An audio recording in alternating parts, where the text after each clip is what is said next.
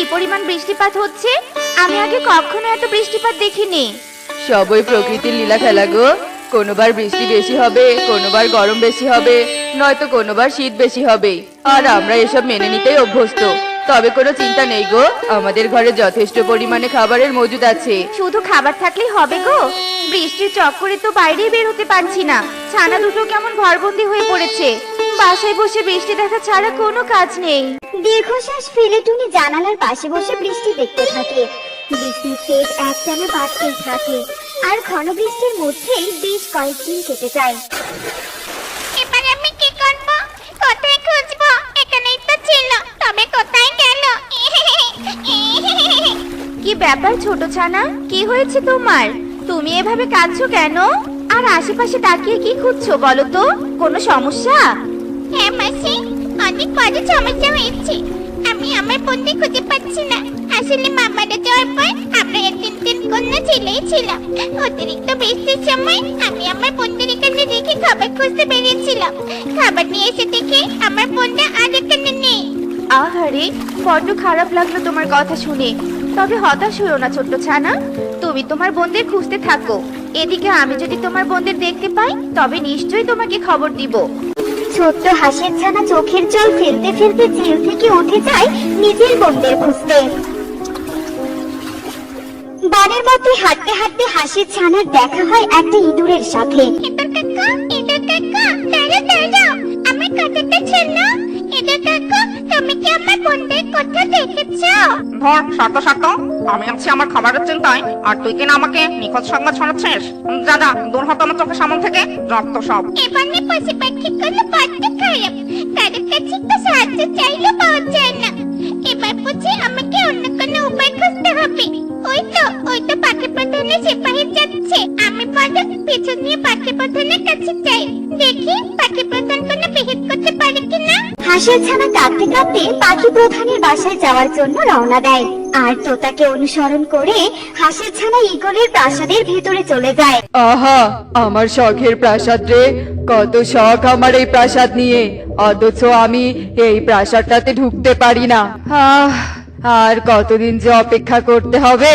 কি অদ্ভুত কাণ্ড! এই ছোট্ট ছানার কাণ্ড দেখে তো আমি হতবাক হয়ে যাচ্ছি। এই হাঁসের ছানা, আয়। আমি কি টাকা দিয়ে সিপাহীদের রেখেছি তোর নিখোঁজ হওয়া বোনদের খুঁজতে? এভাবে কেন বলছেন প্রধান মশাই? আপনি তো এই বনের কর্তা। বনের সবাইকে সাহায্য করে বনের পশু পাখিদের দেখভাল করে তো আপনার কর্তব্য। আর আমি কিনা যেছি আপনার কাছে সাহায্য চাইতে এসেও কথা শুনছি। এমন করবেন না প্রধান মশাই, দয়া করে আপনি আমাকে সাহায্য করুন। আমার মা মৃত্যুর আগে যে বন্ধুটাকে আগলে রাখতে বলেছিল। তবে আগলে রাখতে পারিসনি কেন? আবার এসেছিস আমাকে জ্ঞান দিতে? তুই কি ভালোই ভালো এখান থেকে যাবি, নাকি সিপাহীদের বলবো তোকে বন্দি করতে? থাক, আর কষ্ট করতে হবে না প্রধান মশাই, আমি চলে যাচ্ছি। যে করেই হোক বন্ধুদের আমাকে খুঁজে বের করতেই হবে। হলো না তো কোনো লাভ। আমি জানতাম হাঁসের ছানা, ওই পাখি প্রধানের দ্বারা কেউই উপকৃত হয় না। তবে তুই কোনো চিন্তা করিস না, আমি তোকে সাহায্য করব তোর বোনদের খুঁজে পেতে। সাহায্য করবে ভালো কথা, কিন্তু তুমি আমার বন্ধুদের ব্যাপারে জানলে কি করে? জানি জানি, আমি সব জানি। আগে তো আমার সাথে চল, তোর বোনদের তো খুঁজে বের করতে হবে নাকি? প্যাঁচা হাঁসের ছানাকে বুঝিয়ে নিয়ে যায়, আর পথে যেতে যেতে প্যাঁচা হাঁসের ছানাকে বুদ্ধি দিতে থাকে। আর দুজন মিলে যেতে যেতে কালো জলের ঝর্ণার কাছে পৌঁছায়। আরে, এটা সত্যি কালো জলের ঝর্ণা। তুমি কি আমাকে এই ঝর্ণার কথাই বললে? আমি তো নিজের চোখে বিশ্বাস করতে পারছি না। নিজের চোখে দেখেও অবিশ্বাস করার কিচ্ছু নেই। শোন হাঁসের ছানা, তাড়াতাড়ি এই ঝর্ণায় ডুব দে। আর ডুব দেওয়ার আগে ঈগল হওয়ার মনোবাসনা কর, তবেই তুই ঈগল পাখিতে পরিণত হতে পারবি। আর তারপরেই তুই এই পাখি প্রধানকে আক্রমণ করে শেষ করে ফেলবি। আর তুই হবি পাখি প্রধান, আর তোর হুকুমে সব সিপাহীরা তোর বোনদের খুঁজে আনবে। সত্যি বলছি তুমি? তবে আমি সেটাই করব। যে কোনো মূল্যে আমি আমার বন্ধুদের ফিরে পেতে চাই। আর কালো জলে ডুব দিয়ে উঠতেই ছোট্ট হাঁসের ছানা ঈগলে পরিণত হয়। আর এসব দৃশ্য আড়াল থেকে একটা খরগোশ দেখতে পায়। এই রে, বদমাশ পেঁচাতান্ত্রিক তো কালো জলের ঝর্ণা ব্যবহার করে হাঁসের ছানাকে ঈগল বানিয়ে দিল। এবার নিশ্চয়ই পাখি প্রধানের ক্ষতি করে পেঁচা বনের কর্তৃত্ব হাসিল করবে। না না, এক্ষুনি সব পাখিদেরকে পুরো ঘটনা জানাতে হবে। বলে খরগোশ দ্রুত দৌড়াতে থাকে। আর দৌড়াতে দৌড়াতে খরগোশটা পাখিদের কাছে চলে যায় আর পুরো ঘটনাটা খুলে বলে। তখনই আকাশ দিয়ে ঈগল রূপী হাঁসছানা উড়ে যাচ্ছিল। খরগোশের কথায় যদিও বা আমার সন্দেহ হচ্ছিল, তবে ঈগলটাকে দেখে খরগোশের কথা পুরোপুরি বিশ্বাস হলো। কিন্তু এবার আমরা কি করব? কি আবার করব? যে করেই হোক প্রধান মশাইকে রক্ষা করব, নয়তো ওই পেঁচা বনে তাণ্ডব চালাবে, এলোমেলো করে দিবে আমাদের স্বাভাবিক জীবনযাত্রা।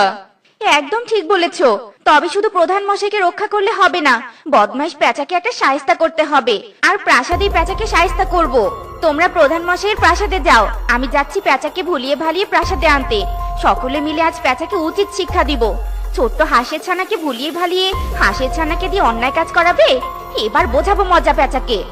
এসব বলে টুনি উড়াল দেয় আর বাকি পাখিরা মিলে পাখি প্রধানের প্রাসাদের দিকে যেতে থাকে। টুনি পেঁচার কাছে গিয়ে পেঁচাকে উল্টাপাল্টা কথা বলে প্রাসাদে পাঠিয়ে দেয়। আর তখনই টুনি হাঁসের বাকি ছানা দুটোকে দেখতে পায়। আরে এ তো মেঘনা চাইতেই জল। হাঁসের ছানা দুটোকে তো পেয়ে গেলাম। এবার হাঁসের ছানা দুটোকে নিয়ে গেলে সবকিছু আরো সহজ হয়ে যাবে। বন্ধুটাকে খুঁজে পাওয়া আসে পাখি প্রধানের কাছে এসেছিলাম। আর পাখি প্রধান কিনা আমার সাথে যাতা ব্যবহার করেছে। আজ তো রক্ষে নেই রে পাখি প্রধান, রক্ষে নেই। না না, তোমার কোথাও ভুল হচ্ছে। আমি ইচ্ছে করে খারাপ ব্যবহার করিনি, নিশ্চয় আমার ভ্রম হয়েছিল। ঠিকই বলেছে প্রধান মশাই, এই পেঁচা যখন প্রাসাদের আশেপাশে থাকে তখনই প্রধান মশাইয়ের ভ্রম হয়, কারণ পেঁচা দূর থেকে প্রধান মশাইয়ের ওপর তন্ত্রমন্ত্র করে। কবুতর ভাইয়া ঠিকই বলেছে, সব দোষ এই পেঁচার। বিশ্বাস না হলে পেঁচাকে আক্রমণ করো। আর এই নাও তোমার হারিয়ে যাওয়া দুই বোন। তবে কি সত্যি সব পেঁচার চক্কর? আমি তো আমার বোনদের খুঁজে পেয়েছি। পেঁচা এবার তোকে আমি দেখাবো মজা। এই রে, এই পুরো বনের কর্তৃত্ব নিতে গিয়ে নিজেই ফেসে গেলাম।